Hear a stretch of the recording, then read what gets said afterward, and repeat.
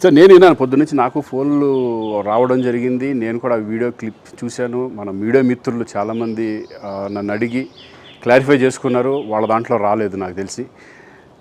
చాలా ఇట్లా శ్రీకాంత్ ఇలా బెంగళూరులో రేవ్ పార్టీకి వెళ్ళాడు, హేమ వెళ్ళింది, ఈ టైప్లో ఏవో వచ్చినాయి. నిజంగా నాకు నవ్వు వచ్చింది. ఇంట్లో వాళ్ళంతా నవ్వుకున్నాం. ఇదేంటిది, మొన్న ఏమో విడాకులు ఇచ్చి పిచ్చేశారు నా భార్యతో, ఈరోజేమో రేవ్ పార్టీలకి వెళ్ళాడు అని వచ్చేసినాయి. కానీ ఒకటి వాళ్ళు కొంచెం తొందరపడ్డంలో ఇది లేదనిపించింది. ఎందుకంటే అతను ఎవరో కానీ కొంచెం నాలాగా ఉన్నాడు. వాడు కొంచెం ఇలా కప్పుకొని, అది గెడ్డం ఉంది, బట్ ఇప్పుడు గెడ్డం నాకు లేదు అని, బట్ గెడ్డంతో నేను షాక్ అయ్యాను. ఇదేంటిది నాలాగా ఉన్నాడు ఏంటి అని నేనే షాక్ అయ్యాను. సో దయచేసి ఎవరు నమ్మొద్దు. ఎందుకంటే రేవ్ పార్టీలకి వెళ్ళే కల్చర్ నాది కాదు, పబ్ కల్చర్ మనిషిని కాదు నేను. ఒక్కోసారి బర్త్డే పార్టీలకి వెళ్తాము, ఒకవేళ తెలియకుండా ఏదైనా వెళ్ళినా ఒక హాఫ్ అన్ అవర్ నుండి వచ్చేస్తాం.